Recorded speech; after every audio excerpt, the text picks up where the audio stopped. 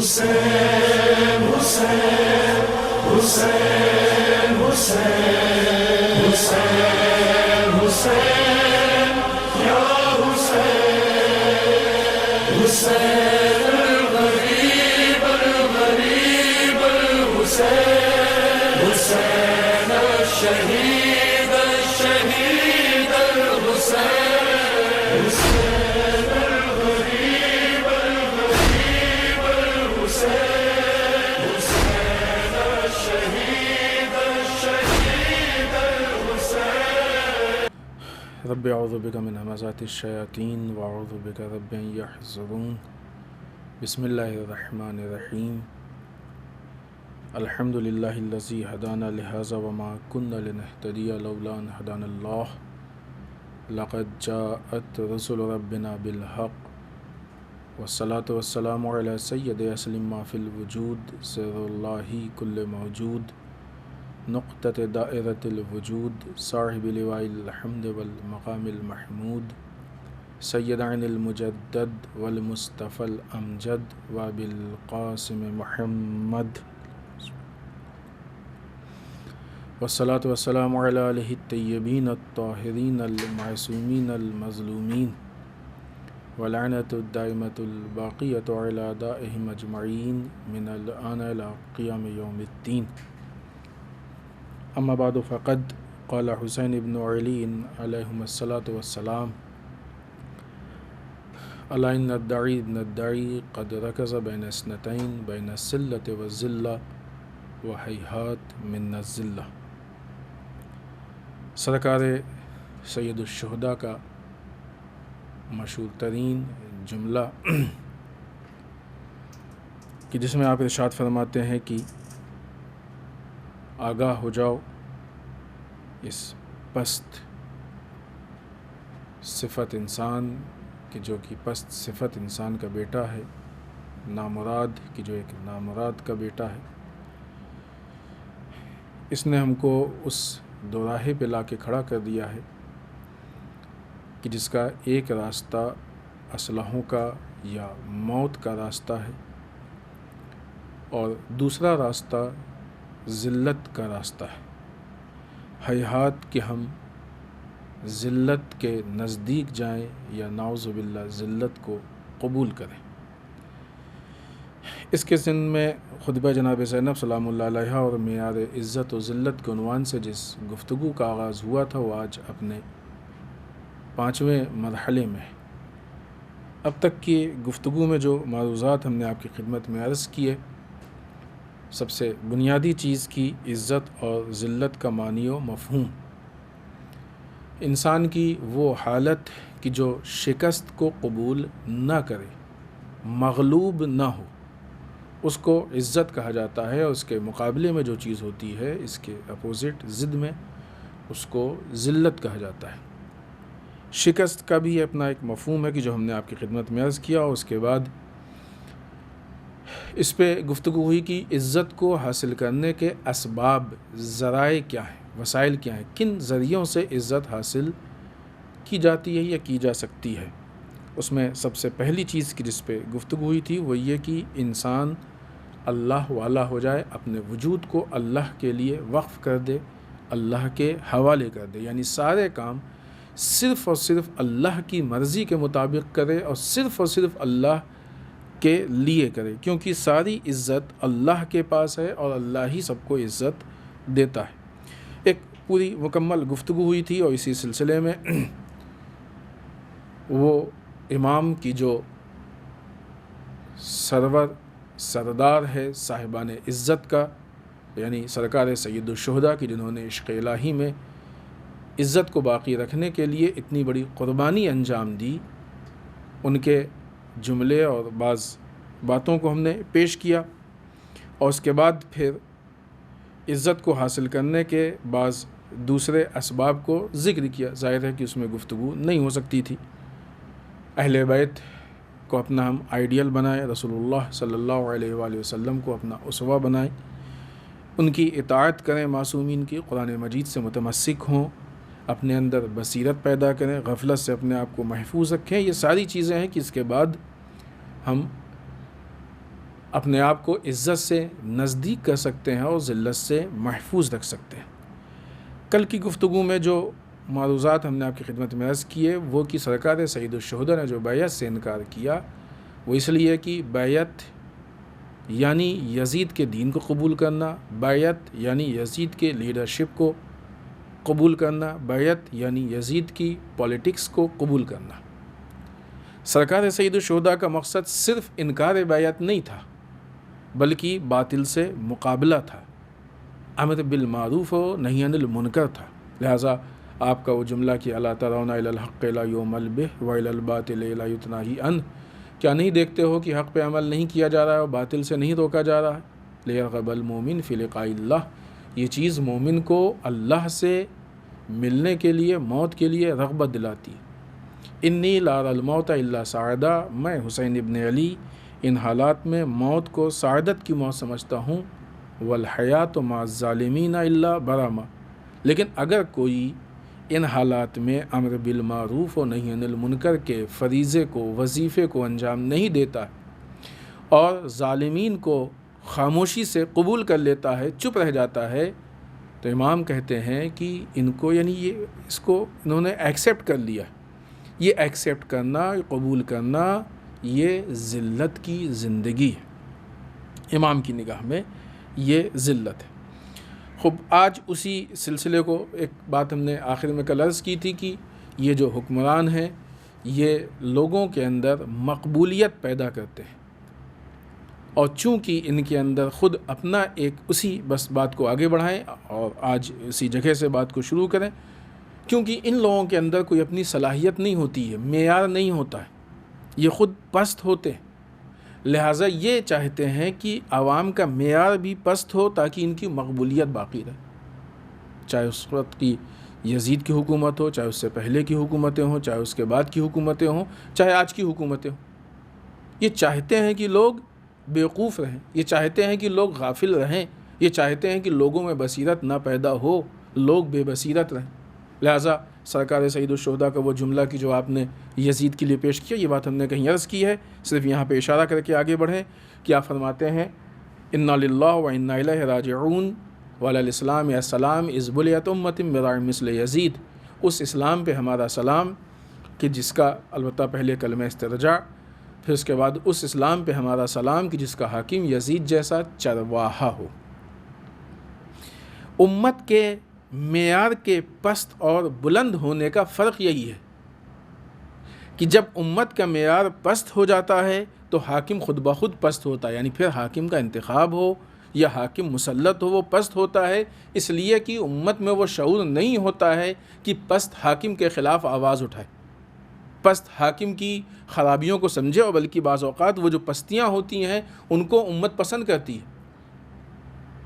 لیکن جب امت کا معیار بلند ہوتا ہے تو ایسی صورت میں پھر پست حاکم امت کے سامنے حکومت نہیں کر پاتا ہے۔ یہی وجہ ہے کہ اہل بیت اطہار علیہم الصلوۃ والسلام نے ہمیشہ اس بات کی کوشش کی کہ امت کو ایجوکیٹ کیا جائے، ان کو غفلت سے دور کیا جائے۔ قرآن مجید کی آیت شریفہ ہم نے پیش کی تھی، بسم اللہ الرحمن الرحیم ولا تکن من الغافلین، دیکھو خبردار غافلین میں سے مت ہو جانا۔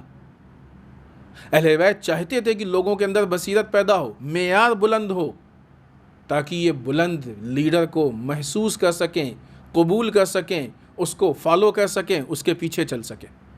لیکن اس کے مقابلے میں بنی امیہ اور بنی عباس کی یہ کوشش تھی کہ امت کا معیار پست ہو، وہ چاہتے تھے کہ لوگ جاہل رہیں، وہ چاہتے تھے کہ لوگوں کو دنیا کی خبر نہ ہو، وہ چاہتے تھے کہ لوگوں کو حق و باطل کی اطلاع نہ ہو، حق و باطل کا فرق نہ محسوس ہو، تاکہ یہ بطلان اپنے بطلان کے ساتھ ساتھ، باطل ہونے کے ساتھ ساتھ جب حکومت کریں تو کسی کے اندر یہ شعور ہی نہ پیدا ہو کہ غلط حاکم ہم پہ مسلط ہوا۔ لہذا آپ نے کیا کہا؟ یزید جیسا چرواہا۔ چرواہے کا مطلب کیا ہے؟ چرواہا جذبات میں نہیں کہہ دیا، چرواہا جانوروں کو چرانے والا، یعنی امت حیوان ہو گئی ہے اس لیے حاکم چرواہا ہے۔ امت انسان بن جائے گی تو حاکم بھی لیڈر ہوگا۔ یزید لیڈر نہیں تھا، چرواہا تھا۔ لیڈر اور چرواہے میں کیا فرق ہے؟ چرواہا اپنی امت کو، اپنی قوم کو، اپنے حیوانوں کو، اپنے گلے کو ڈنڈے کی بنیاد پہ لے کے چلتا ہے، طاقت کی بنیاد پہ لے کے چلتا ہے، بعض اوقات گھاس پھوس اور لالچ کی بنیاد پہ لے کے چلتا ہے، لیکن جو قائد ہوتا ہے، جو لیڈر ہوتا ہے، وہ اپنی امت کو لاجک کی بنیاد پہ لے کے چلتا ہے۔ سرکار سید الشہداء اہل بیت اطہار علیہم الصلوۃ والسلام اپنی امت کو لاجک کی بنیاد پہ لے کے جانا چاہتے تھے، اسی لیے چاہتے تھے کہ ان میں بصیرت پیدا ہو، اسی لیے ان کی ایجوکیشن پہ کوشش کر رہے تھے۔ یہ لوگ ایجوکیشن سے دور، ان ساری چیزوں سے دور اس لیے کر رہے تھے تاکہ امت کا معیار پست ہو تو ان کا اپنا الو سیدھا ہو۔ آج کی جو موجودہ حکومت ہے، چاہے ہمارے ملک کی ہو یا باہر کی ہو، یا وہ لوگ جو پوری دنیا پہ حکومت کرنا چاہتے ہیں، ان کا مقصد و منشا ہی یہی ہے کہ لوگوں کا معیار پست ہو۔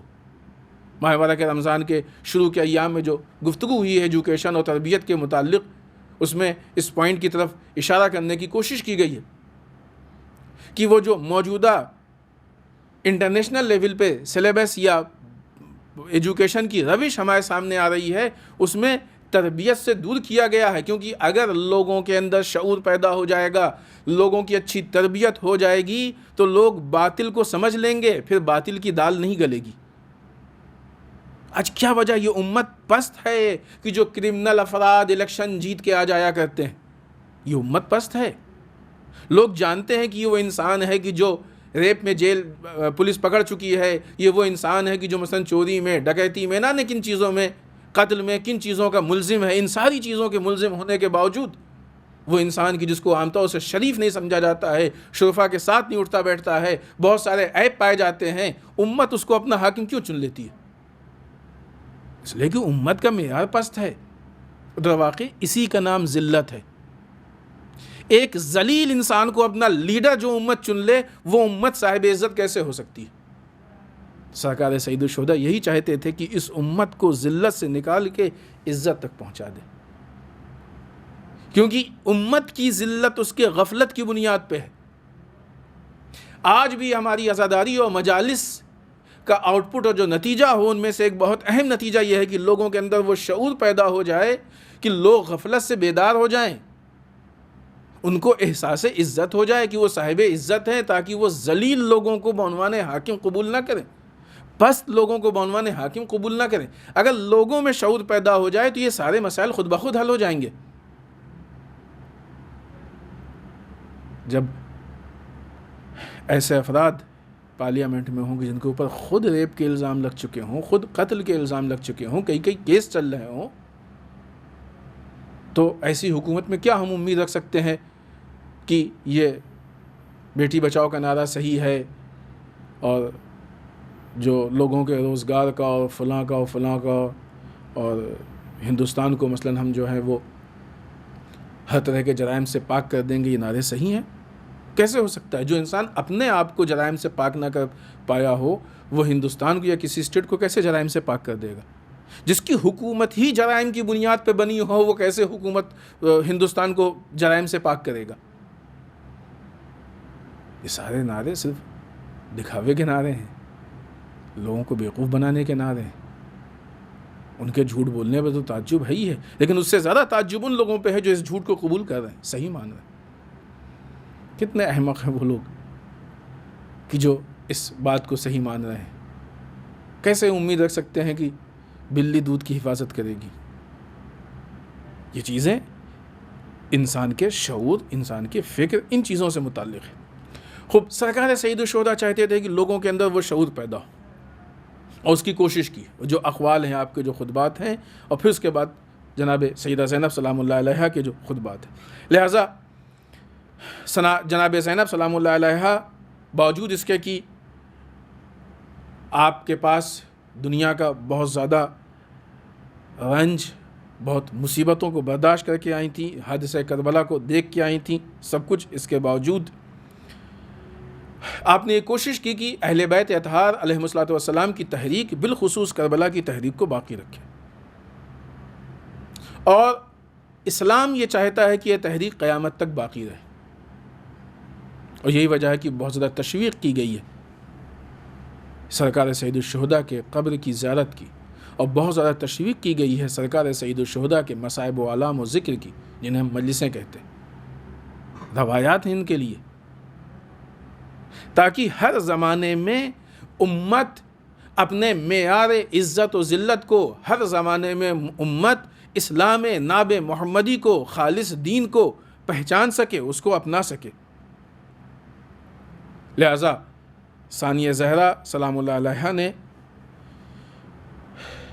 اپنے خطبے کے ذریعے سے، اپنی گفتگو کے ذریعے سے بنی امیہ کے اس نگیٹو پروپیگنڈے کو توڑ دیا کہ جس کے ذریعے سے اہل بیت اطہار علیہم الصلوۃ والسلام کے خلاف لوگوں کو ورغلایا گیا تھا۔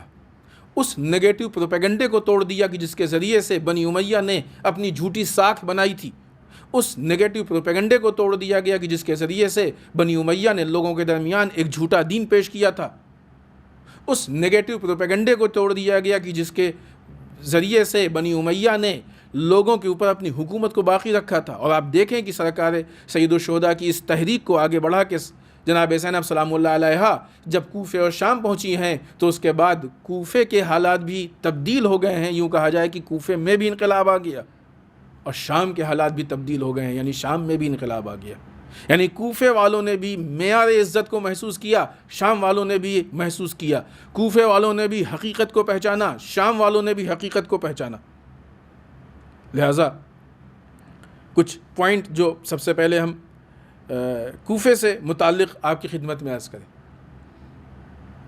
سرکار سید الشہداء کو بعنوان خارجی کوفے میں بھی پہچانوانے کی کوشش کی گئی تھی، شام میں بھی پہچانوانے کی کوشش کی گئی تھی۔ یہ اور بات ہے کہ کوفے میں اتنا زیادہ یہ اثر انداز نہیں ہوا تھا، کیونکہ کوفے میں بہت سے لوگ بنسبت شام کے جانتے تھے، لیکن شام والے وہ تھے کہ جو 40 سال سے نیگیٹو پروپیگنڈے میں پھنسے ہوئے تھے۔ شام والے وہ تھے کہ جن کے پاس رسول اللہ صلی اللہ علیہ وآلہ وسلم کا فرسٹ ہینڈ دین اسلام ناب محمدی نہیں تھا، ان کے پاس سیکنڈ ہینڈ دین تھا، لوگوں کے سنایا ہوا بنی امیہ کا فلٹر کیا ہوا دین تھا۔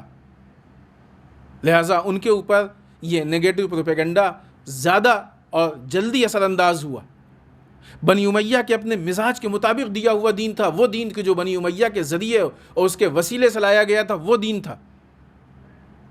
لہٰذا شام والوں کے اوپر اس کا اثر نسبتاً زیادہ ہوا، کوفے والوں پہ بھی ہوا، لیکن کوفے والوں پہ اس سے زیادہ بے غیرتی، خوف، دوسری چیزیں تھیں۔ لہٰذا ثانیہ زہرا سلام اللہ علیہا نے اپنے اس خطبے کے ذریعے سے اس نگیٹو پروپیگنڈے کو ختم کرنے کی کوشش کی۔ کوفے والوں کو آپ نے غفلت سے بیدار کیا،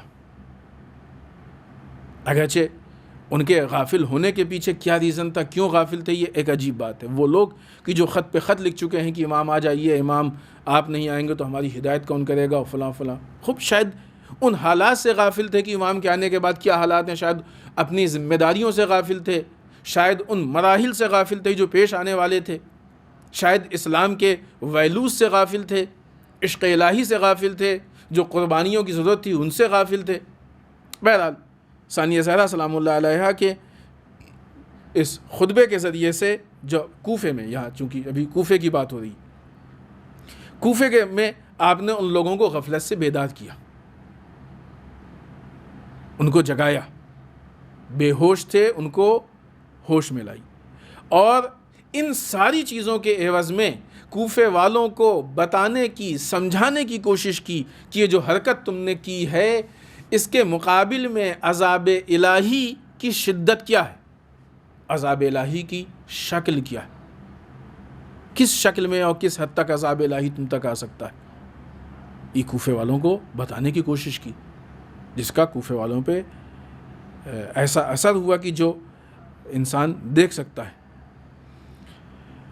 کوفے والوں کو بتانے کی کوشش کی کہ سرکار سید الشہداء کا خون جو بہایا گیا ہے اس کی کیا تاثیر ہو سکتی ہے، کیا اثرات ہو سکتے ہیں، دونوں اعتبار سے اثرات ہیں۔ یہ ایک الگ ٹاپک ہے کہ سرکار سید الشہداء کے جو آپ کا خون بہایا گیا تھا، ایک اس کا یہ اثر کہ جن لوگوں نے ان کی نصرت نہیں کی، ہیلپ نہیں کی، مدد نہیں کی، ان کی آواز پہ لبیک نہیں کہا، جانتے تھے نہیں آئے، بیٹھے رہ گئے، ان کے متعلق کیا اثر ہے، اور ایک یہ کہ سرکار سید الشہداء کے اس خون کی بنیاد پہ ہم کس حد تک اسلام کو، اس انقلاب کو، اس دین کو لوگوں کے سامنے پہنچا سکتے ہیں، اور کہاں تک، جو کہ یقیناً ہم سب کی ذمہ داری بھی ہے اور ہم سب کو اسے گہرائی سے سمجھنے کی ضرورت ہے۔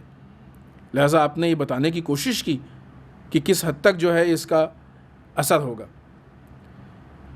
ثانیہ زہرا کی آواز، ثانیہ زہرا کا خطبہ، ثانیہ زہرا کی گفتگو، کوفے میں جب آپ نے خطبہ ارشاد فرمایا تو ثانیہ زہرا کا، جناب زینب کا خطبہ نہیں تھا، ایک آسمانی بجلی تھی کہ جس نے پورے کوفے کو اپنے احاطے میں کر لیا تھا۔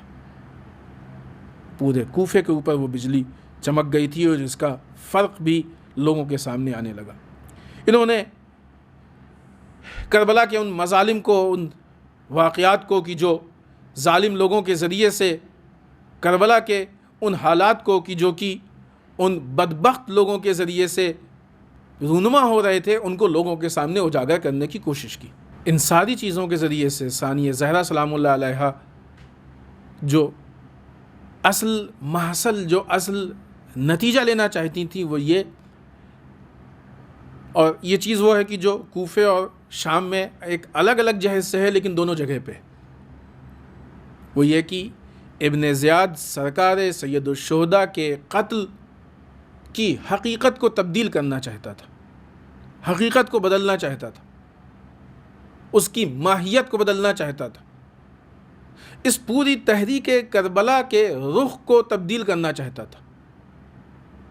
لیکن واقعی جہاں پہ کربلا کی پاسداری، کربلا کی حفاظت ثانیہ زہرا جیسی خاتون کے ہاتھ میں ہو، امام سجاد جیسے امام کے ہاتھ میں ہو، ایسی ذات کے ہاتھ میں ہو، واقعی بڑی بڑی حکومتیں، پوری حکومتیں، یزید، ابن زیاد جیسے افراد، حکمران مل کے بھی ایک رتی برابر تحریک کربلا کو تبدیل نہیں کر سکے۔ یہاں پہ بیچ میں رک کے ہم اس بات کی وضاحت بھی کرنا چاہیں گے کہ معلوم یہ ہوا کہ واقع کربلا کے بعد مزاج یزیدیت یہ ہوتا ہے کہ وہ کربلا کے تحریک کی حقیقت اور ماہیت کو تبدیل کرنے کی کوشش کرتا ہے، تاکہ لوگ کربلا سے ان کو جو فائدہ ہونا چاہیے، جو تحریک ملنی چاہیے، وہ نہ ملے۔ کربلا کے جو نتائج ہیں ان کو تبدیل کرنے کی کوشش، اور آج کا بھی یزید یہی کوشش کر رہا ہے کہ جو کربلا کی تحریک، جو اس کے نتائج ہیں، جو اس کے متعلق ذمہ داریاں ہیں، ان کو لوگوں تک نہ پہنچنے دے، لوگوں کو ان سے دور رکھا جائے، لوگ ان چیزوں کو محسوس نہ کرنے پائے۔ ثانیہ زہرا سلام اللہ علیہا کی کوشش نے، آپ کی کاوش نے، آپ کے خطبات نے ابن زیاد کو اس تحریک کی ماہیت اور حقیقت کو تبدیل کرنے کی اجازت نہیں دی۔ اگر خدا نخواستہ یہ تحریک تبدیل ہو جاتی تو جو ایک سازش تھی، وہ سازش یہ تھی کہ کربلا تک حتیٰ سرکار سید الشہداء کے قتل کے لیے اسلام کے چہرے کو استعمال کیا گیا، اور اسلام کے مقابلے میں اسلام کے چہرے کو استعمال کیا جا رہا تھا۔ سرکار سید الشہداء جس حقیقت کو لا کے پیش کرنا چاہتے تھے، اس حقیقت کے مقابلے میں ایک غلط اسلام، باطل اسلام پیش کیا جا رہا تھا۔ دشمن اس باطل اسلام، بالاخرے شام سے یا کوفے سے جو لوگ سرکار سید الشہداء کے قتل کے لیے آئے تھے، ان میں سے اچھے خاصے ایسے افراد تھے کہ جن کا ہم و غم، جن کا دغدغہ یہ تھا کہ ہم اسلام کی حفاظت کے لیے جا رہے ہیں، اسلام کے تحفظ کے لیے جا رہے ہیں۔ اس طریقے سے غلط دین کو ان کے سامنے پیش کیا گیا تھا، غلط طریقے سے دین کو پیش کیا گیا تھا، باطل دین کو پیش کیا گیا تھا، اور وہ باطل دین اسلام کے نام پہ تھا۔ آج بھی دیکھیے آپ، جو القاعدہ بنائے گئے، جو داعش بنائے گئے، جو طالبان بنائے گئے، جن کی کوشش یہ تھی کہ کبھی کربلا کو گرا دیا جائے، کبھی سامرا کو گرا دیا جائے، کبھی خدا نخواستہ نجف کو گرا دیا جائے، کبھی کاظمین کو گرا دیا جائے، یہ اسلام کی بنیاد پہ تھا۔ اگر آج باقی ویران ہے تو اسلام کی بنیاد پہ۔ یہ کون سا اسلام ہے؟ یہ باطل اسلام ہے، یہ جھوٹا اسلام ہے، یہ وہ اسلام ہے کہ جو بنی امیہ چاہتا تھا، بنی عباس چاہتے تھے، وہ اسلام ہے۔ یہ وہ اسلام ہے کہ جو در واقع ایک ایسا باطل نظام ہے کہ جو اسلام کے نام پہ واقعی اسلام کو خراب کرنے کی کوشش کر رہا ہے۔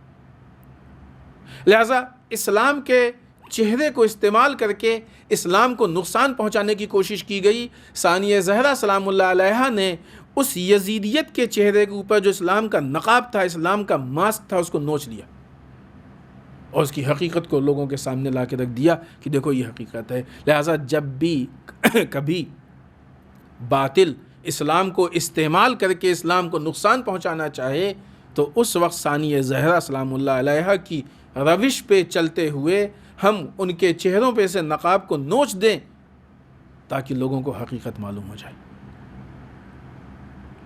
آپ دیکھیں کہ جس صفائی سے اور جس خوبی سے طالبان کے چہرے سے نقاب کو نوچا گیا، سرکار سید الشہداء کے قتل کے بعد ایک ایسا موقع آیا کہ جب یزید بھی یہ کہنے لگا کہ ہم نے قتل نہیں کیا، یہ تو ابن زیاد کی غلطی ہے، خود یزید نے دامن جھاڑ لیا۔ اگر کربلا ہمارے درمیان زندہ ہو، اس پہ عمل کریں، تو داعش IS کو بنانے والے امریکہ نے بھی دامن جھاڑ لیا، اس نے بھی کہا کہ یہ آتنکوادی گروہ ہے، ولو یہ کہ اندر اندر سارا سپورٹ۔ یہ وہ روش ہے، نظام ہے کہ جو ہم کو ہر زمانے میں فائدہ پہنچاتا ہے اور پہنچا سکتا ہے۔ حقیقت کو سامنے کرنا ہماری ذمہ داری ہے۔ یہ ایک کسی بھی دین کے لیے ایک مکمل پالیسی ہے کہ جو آج استعماری اور استکباری طاقتوں کی طرف سے اس کو استعمال کیا جا رہا ہے، ایک عرصہ ہے، صدیاں ہیں کہ جس پہ کام کیا جا رہا ہے۔ اس وقت بھی اسلام کو خراب کرنے کے لیے ان لوگوں کو استعمال کیا گیا کہ جو اسلام کے اندر تھے یا دشمن اسلام کے اندر آ کے اسلام کو خراب کرنے کی کوشش کی۔ آج بھی آپ دیکھیں صدیوں سے اسلام کے اوپر ریسرچ کیا جا رہا ہے تاکہ اندر گھس کے اسلام کو خراب کیا جائے،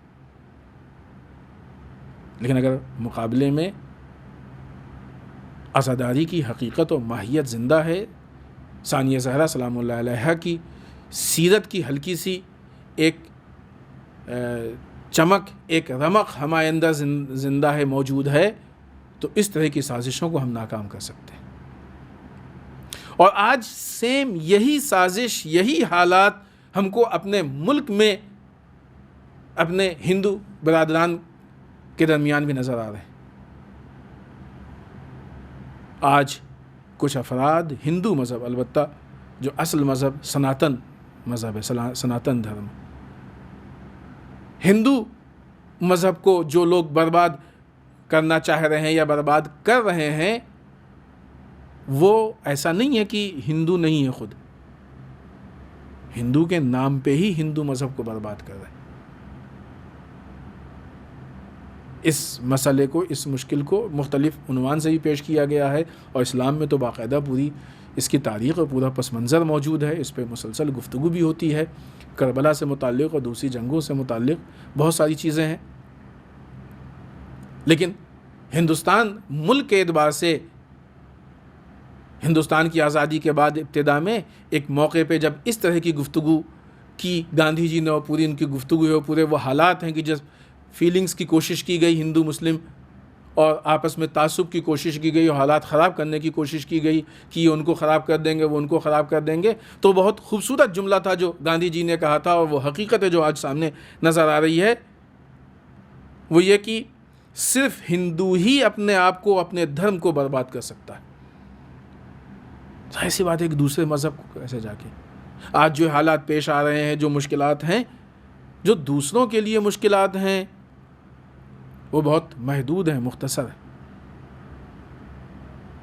لیکن خود ہندو مذہب کے لیے جو مشکلات پیش آ رہے ہیں، جو ان کی بربادی ہے، وہ زیادہ۔ اور یہ موجودہ جو حکومت ہے، یہ حکومت ہندو مذہب کے نام پہ نادان ہے، وہ لوگ غافل ہیں، وہ لوگ کہ جو اس بات کو قبول کرتے ہیں کہ موجودہ حکومت ہندو مذہب کی ہمدرد ہے، ان کے لیے کام کرنا چاہتی ہے۔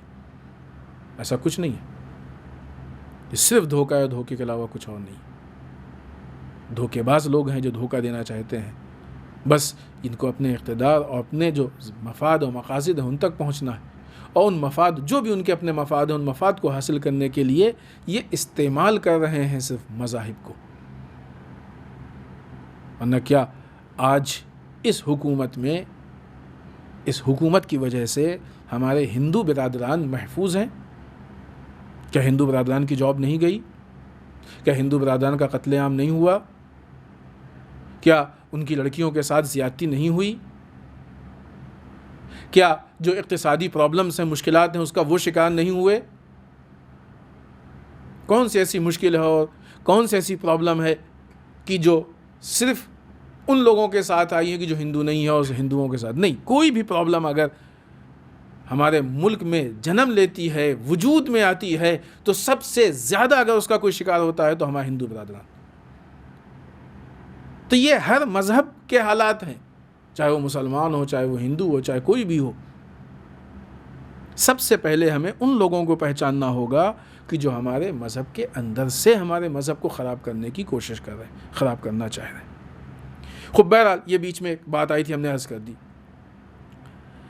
ثانیہ زہرا سلام اللہ علیہا اور آپ کے ساتھ جناب ام کلثوم سلام اللہ علیہا اور خود امام سجاد علیہ الصلوۃ والسلام کہ جب یہ لوگ کوفے میں دارالامارہ میں داخل ہوئے، ثانیہ زہرا بھی دیکھیں خوب اس دربار میں بھی جو معیار عزت و ذلت، اب تک کی جو گفتگو ابن زیاد نے پوری کوشش کی تھی کہ ظاہری اعتبار سے اہل بیت اطہار علیہم الصلوۃ والسلام کی عزت کو لینے کی کوشش کی تھی، نعوذ باللہ استغفر اللہ، ان کے توہین کی کوشش کی تھی۔ یہ سارے کام اس لیے تو کیے گئے تھے کہ تاکہ بے عزتی ہو، توہین ہو۔ یہ اگرچہ یہ ناکام، یقیناً ناکام کوشش تھی، اس میں کوئی شک نہیں، لیکن ان ساری کوششوں کے باوجود وہ اپنے آپ کو ناکام محسوس کر رہا تھا، اور ثانیہ زہرا سلام اللہ علیہا کے آنے کے بعد اس کے لیے ایک دم یہ کلیئر ہو گیا، اس کی ناکامی اس کے سامنے کھل کے آ گئی۔ دنیا میں جتنی چیزیں عزت کے لیے دنیا نے معیار بنائی ہے، دنیا کے اعتبار سے جن چیزوں سے اگرچہ یہ مل بھی جاتی ہے عزت جس کو دنیا کہتی ہے، تو یہ بہت پائیدار نہیں ہوتی ہے۔ جتنے بھی حکمران تھے انہوں نے اگر دولت کی بنیاد پہ اپنی عزت کرائی، اقتدار کی بنیاد پہ عزت کرائی، طاقت و پاور کی بنیاد پہ عزت کرائی، اپنے چاپلوس لوگوں کی بنیاد پہ عزت کرائی، جھوٹ لوگوں کی بنیاد پہ عزت کرائی، نگیٹو پروپیگنڈے کی بنیاد پہ عزت کرائی، تو یہ عزت کتنے دن چلی؟ یہ کہہ سکتے ہیں کہ ان کے مرنے کے بعد ختم ہو گئی، لیکن نہیں، ان کی زندگی میں بھی صرف کچھ لوگ تھے جو چاپلوسی میں بظاہر سامنے عزت کرتے تھے، لیکن وہ طبقہ کی جو حقیقت کو پہچانتا تھا وہ ان کی زندگی میں بھی ان کی عزت نہیں کرتا تھا، مرنے کے بعد تو ختم۔ آج کس کی عزت ہے؟ فرعون کی ہے، یزید کی ہے، نمرود کی ہے، شداد کس کی ہے؟ جبکہ ان کی زندگی میں بھی ایسے افراد تھے کہ جو ان کو پہچانتے تھے۔ تو دنیاوی اعتبار سے بھی جو معیار بنتا ہے عزت و ذلت کا، دنیاوی اعتبار سے، حقیقی نہیں، حقیقی تو گفتگو ہو گئی نا کہ وہ للہیت ہے جس میں عزت ہے،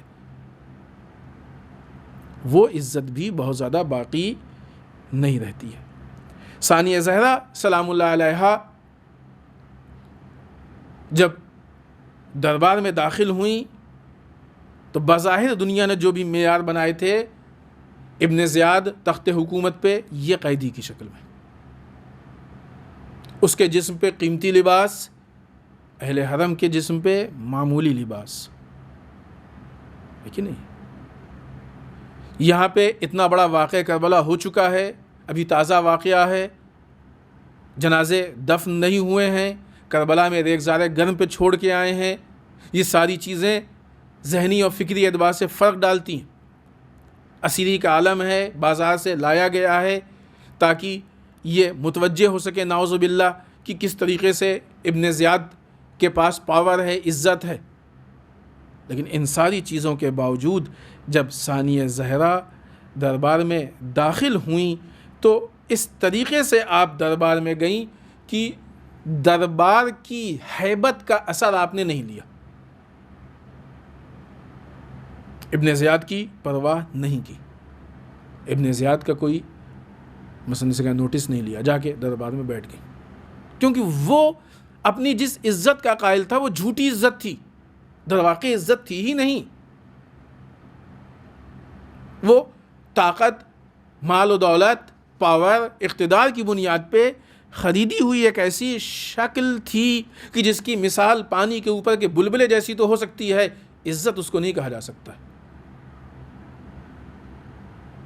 آپ جا کے بیٹھ گئیں اور ایک بہرحال گوشے میں بیٹھیں، وہ اپنی جگہ کوشش ہے، عورتوں کے درمیان بیٹھیں، گوشے میں بیٹھیں تاکہ لوگوں کی نظر نہ پڑے وغیرہ وغیرہ۔ دربار میں بڑے بڑے لوگ جمع کیے گئے تھے، ظاہر سے ابن زیاد کو بھی اپنی فتح کا اعلان کرنا تھا۔ بڑے بڑے لوگ دربار میں جمع کیے گئے تھے، اور یہ ساری چیزیں اس کے باوجود بھی ثانیہ زہرا نے اس چیز کو اپنے اوپر اثر انداز نہیں ہونے دیا۔ جب جا کے ثانیہ زہرا بیٹھ گئیں تو ابن زیاد نے پوچھا کہ یہ عورت کون ہے؟ خوب حاکم ہے، گورنر ہے کوفے کا، ظالم و جابر ہے، لوگ اس سے اتنا ڈرتے ہیں، فوراً کسی کو بتانا چاہیے۔ نہیں جواب آیا۔ دوسری بار پھر پوچھا کون ہے؟ نہیں جواب آیا۔ تیسری بار پھر پوچھا یہ عورت کون ہے؟ تو اسی کی ایک کنیز نے کہا کہ یہ زینب بنت علی ہے، کہ جو رسول اللہ صلی اللہ علیہ وآلہ وسلم کے خاندان سے یا ان کی بیٹی۔ اب جب یہ جناب آیا تو ابن زیاد کو معلوم ہوا کہ یہ ثانیہ زہرا۔ اب دیکھیں کہ یہاں پہ دربار کی بھی ہیبت تھی، ثانیہ زہرا کی بھی ہیبت تھی، اور یہ اس چیز سے معلوم ہوتا ہے کہ پہلی مرتبہ میں کوئی جواب نہیں آیا، دوسری مرتبہ میں کوئی جواب نہیں آیا، تیسری مرتبہ میں بھی جواب آیا تو یہ قیدیوں میں سے کسی نے نہیں بتایا۔ اگر بتایا تو یزید کی ایک کنیز نے بتایا۔ اس سے یہ معلوم ہوتا ہے کہ ثانیہ زہرا سلام اللہ علیہا کے پاس جو الہی عزت و الہی ہیبت تھی، یہ الہی عزت و الہی ہیبت اتنی مضبوط تھی کہ جو دربار کی ہیبت پہ غالب آ گئی۔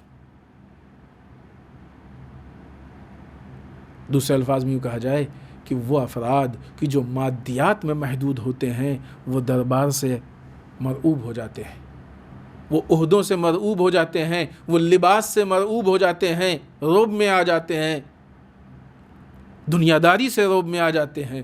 لیکن وہ لوگ کہ جو اللہ والے ہوتے ہیں وہ ان چمک دھمک سے رعب میں نہیں آتے ہیں، وہ ان مٹنے والی چیزوں سے رعب میں نہیں آتے ہیں، بلکہ وہ جب اللہ سے لو لگاتے ہیں تو ان کے وجود میں جو رعب پیدا ہوتا ہے اس کی وجہ سے مادیات کی پرستش کرنے والے مادیات پرست افراد خود رعب میں آ جاتے ہیں۔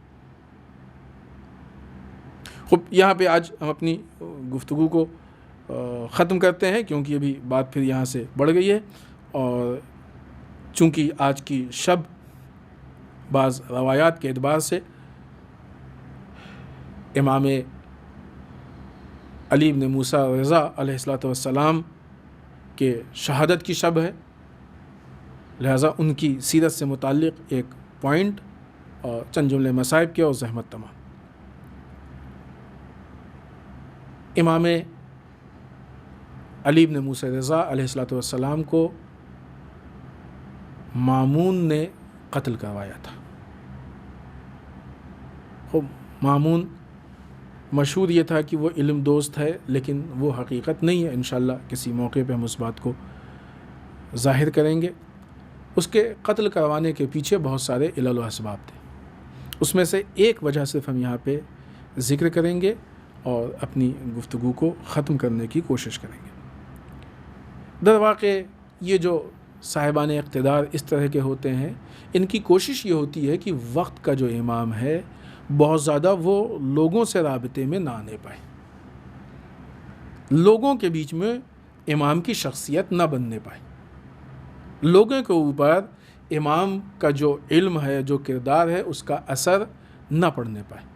لہٰذا ہر جگہ پہ اس بات کی کوشش کی جاتی ہے کہ بیچ میں ایک ایسی دیوار حائل کر دی جائے کہ لوگ امام تک نہ پہنچنے پائیں، امام لوگوں تک نہ پہنچنے پائیں۔ چنانچہ جو ولایت عہدی والا مسئلہ ہے کہ مامون نے امام کو ولی عہد بنایا، اس کے پیچھے بھی یہی وجہ تھی کہ اپنے کنٹرول میں رکھے، نظر کے سامنے رکھے۔ وہ کسی موقع پہ اس پہ گفتگو ہو بھی چکی ہے، لیکن اس سازش کے باوجود بھی مامون نے ایسا محسوس کیا کہ یہ جو حالات ہیں، یہ حالات نہ یہ کہ ہماری مرضی کے مطابق ہیں. امام کا عوام سے ایک رابطہ ہے. خاص کر کے ایک واقعہ کہ جب بہت مشہور واقعہ ہے کہ مامون نے کہا کہ عید کی نماز امام رضا علیہ السلام کے اقتداء میں انجام دی جائے گی، پڑھی جائے گی، ادا کی جائے گی. خب امام وہ مشہور واقعہ ہے. امام اپنے مخصوص انداز سے تیار ہوئے اور مخصوص انداز سے اپنے گھر سے نکلے. چاروں طرف سے لوگوں کا مجمع تھا. امام نعرہ تکبیر بلند کرتے تھے، لوگ اس کا جواب دیتے تھے، اور وہ آواز اتنی بلند ہو گئی کہ ایسا لگ رہا تھا کہ در و دیوار اور ہر چیز سے ایک ایک ذرے ذرے سے تکبیر کی آواز بلند ہو رہی، اور لوگ امام کے ساتھ جڑتے جا رہے تھے اور مجمع بڑھتا جا رہا تھا. لوگوں نے جا کے مامون سے کہا کہ اگر یہ نماز ہو گئی تو تمہاری حکومت چلی جائے گی. لیکن یہ بہت اہم مسئلہ ہے اور ہماری گفتگو میں بھی انشاءاللہ آئے گا. یہ جو بھی اقتدار پسند لوگ ہوتے ہیں، ان کو سب سے زیادہ خوف اپنے اقتدار کا ہوتا ہے. لہٰذا جب ان کو اپنے اقتدار پہ اثر دکھتا ہے کہ اقتدار ہمارا گرنے والا ہے، تو اس کو بچانے کے لیے پھر یہ چھٹپٹا جاتے ہیں اور سب کچھ کرنے کو تیار ہو جاتے ہیں. امام کو ولی عہد بھی اسی لیے بنایا گیا کہ اقتدار باقی رہے. جب یہ حالات سامنے آئے تو امام سے کہا گیا تھا کہ نماز کے لیے جائیے، لیکن پھر بیچ میں امام کو منع کیا گیا کیونکہ خطرے کو سامنے دیکھا اور حکومت کو گرتے ہوئے، لرزتے ہوئے نزدیک سے دیکھا. ابھی امام کو اگر واپس نہیں بھیجتا تو حکومت گرنے کے آثار تھے. لہذا امام کو واپس بھیج دیا. لیکن امام چلے تو گئے واپس، نماز نہیں ہوئی، مگر مامون کو امام کی مقبولیت کا احساس ہو گیا. کہتے ہیں نا نگرانی، ایک جو اس کے اندر خوف، احساس، وہ بڑھ گیا. اور پھر اس طرح کے اور بھی دوسرے اسباب ہیں کہ جو ہیں، ابھی وقت نہیں ہے کہ ہم ان چیزوں کو پیش کریں، جلدی سے ہم اپنی گفتگو کو مکمل کریں.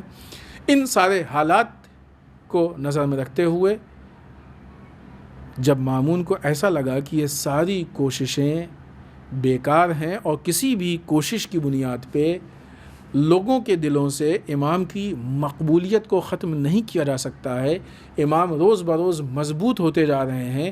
کیوں؟ اس لیے کہ مامون کی جو جیسے شروع میں بات عرض بھی کی ہم نے، مامون کی جو مقبولیت تھی وہ مادیات کی بنیاد پہ تھی، وہ ایسی چیزوں کی بنیاد پہ تھی کہ جس کی کوئی اپنی حقیقت نہیں تھی، جھوٹ کی بنیاد پہ تھی، دھوکے کی بنیاد پہ تھی. لہٰذا جب اس کے مقابلے میں لاجک آئی، علم آیا، بصیرت آئی، تو غفلت خود بخود چلی گئی. تو جہاں تک بھی لوگوں کے بیچ میں امام کی مقبولیت ہو رہی تھی، وہ استحکام کے ساتھ، یعنی مامون کے پاس اگر ذرا بھی لاجک اور کوئی چیز ہوتی تو اپنی لاجک کے ذریعے سے امام کی مقبولیت کو ختم کرتا، لیکن اس کے پاس نہیں تھی. اور اس میں کوئی شک نہیں کہ نہیں تھا ایسا کچھ. لہذا آخر میں اس کو صرف یہی ایک راستہ محسوس ہوا کہ امام کو قتل کرایا جائے. دھوکے سے امام کو زہر دلوایا گیا.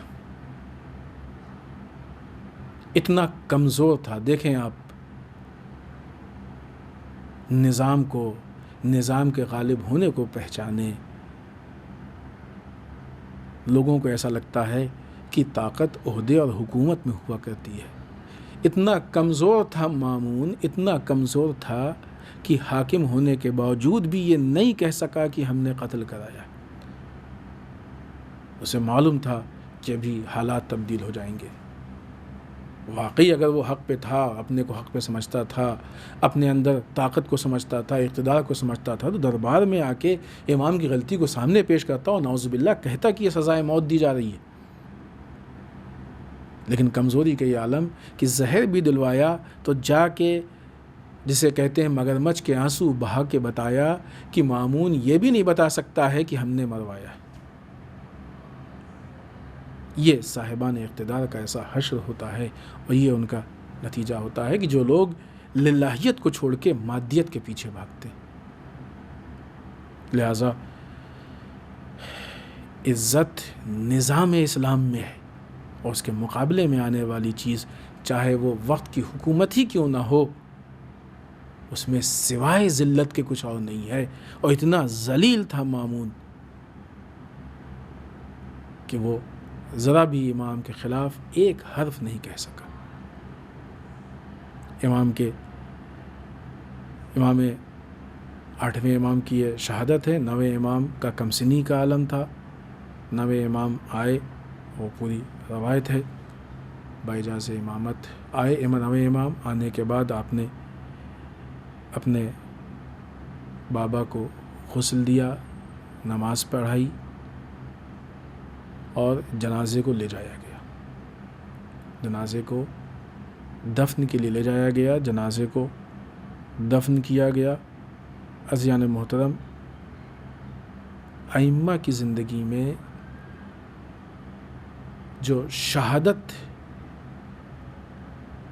کا طریقہ اور جو شہادت کا شیوہ نظر آتا ہے، یا تلوار کے ذریعے سے شہید کرایا گیا، کہ ظاہر سی بات ہے کہ تلوار کے زخم سب کو نظر آتے ہیں، یا زہر کے ذریعے سے شہید کرایا گیا، جیسا کہ کہا جاتا ہے کہ زہر جسم کے اندر جانے کے بعد اندر سے انسان کے جسم کو کاٹتا ہے۔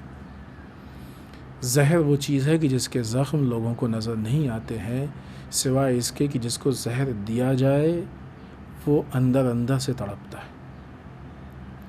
عزیزان محترم، کچھ زخم ایسے ہوتے ہیں کہ جن کو سمجھنے کے لیے صرف بصیرت شرط ہے، عام نگاہوں سے وہ زخم نظر نہیں آتے ہیں۔ جس طریقے سے یہ زہر کا زخم ہے کہ جس کے پاس اس چیز کا علم ہے وہ محسوس کر سکتا ہے کہ زہر کا زخم کہاں تک اثر انداز ہے، اسی طریقے سے وہ ایک زخم وہ ہوتا ہے کہ جس کو صرف صاحبان بصیرت ہی سمجھ سکتے ہیں۔ وہ زخم یہ کہ اگر ایک جملہ کہہ دیا جائے تو صاحبان معرفت کے رونے کے لیے بہت ہے کہ زینب اور دربار میں، زینب اور بازار میں۔ اس جملے کو ہم اس پس منظر میں محسوس کر سکتے ہیں کہ جس وقت جناب حبیب بن مظاہر کو بلایا گیا، بہت جلدی سے صرف 2 جملے اور زحمت تمام جناب حبیب تشریف لائے۔ ثانیہ زہرا کے پاس یہ خبر پہنچی کہ امام حسین علیہ السلام کے بچپن کے دوست حبیب آ گئے۔ ثانیہ زہرا نے کہا فضہ جاؤ، جا کے حبیب کو ہمارا سلام کہہ دینا۔ جناب فضہ آئیں اور آ کے جناب حبیب کو سلام کہتی ہیں۔ اب جو جناب حبیب نے سلام سنا، ثانیہ زہرا کی آواز نہیں سنی تھی، ایک واسطے سے سلام سنا، لیکن روایت میں ہے کہ جناب حبیب نے اپنے آپ کو زمین پہ گرا لیا، منہ پہ تماچے مارنے لگے، خاک اڑانے لگے کہ اب وقت یہ آ گیا ہے کہ امام کی بیٹی ثانیہ زہرا ہم کو سلام کہلائیں۔ ہاں عزیزان محترم، اگر ایک واسطے سے سلام کہلا دیا جائے تو وہ با بصیرت حبیب پہ اتنا گراں گزرے کہ منہ پہ تماچے مارنے لگیں کہ اب وہ وقت آ گیا کہ یہ ثانیہ زہرا ہم کو سلام کہلائیں۔ اے حبیب، کاش آپ اس وقت زندہ ہوتے جب یہی ثانیہ زہرا کوفے اور شام کے بازاروں میں گھمائی جا رہی ہیں، کوفے اور شام کے دربار میں لے جائی گئیں، منادی آواز دے رہا ہے کہ پہچاننے والوں پہچانو، یہ فلاں ہیں، انہوں نے خروج کیا تھا، مردوں کو قتل کیا گیا ہے، عورتوں کو اسیر کیا گیا ہے، نامحرموں کا مجمع، چاروں طرف سے تماشائیوں کا مجمع، آپ اس منظر کو کیسے برداشت کر سکتے؟ ہاں عزیزان محترم، یہاں پہ پھر ایک احساس یہ پیدا ہوتا ہے کہ اگر جناب حبیب کے اندر اتنی معرفت تھی تو امام سجاد میں کتنی معرفت رہی ہوگی۔ وہ منظر، اس منظر کو امام سجاد نے کیسے برداشت کیا ہوگا؟ یہی وجہ ہے کہ جب بھی امام سے پوچھا جاتا تھا کہ سب سے زیادہ مصیبت کہاں ڈھائی گئی، آپ شام شام شام کہتے تھے، اس لیے کہ سب سے زیادہ تماشائیوں کا مجمع شام میں، سب سے زیادہ بے حرمتی شام میں نظر آتی ہے۔ انا للہ و انا الیہ راجعون، بذنب قضاہ و تسلیما لامرہ۔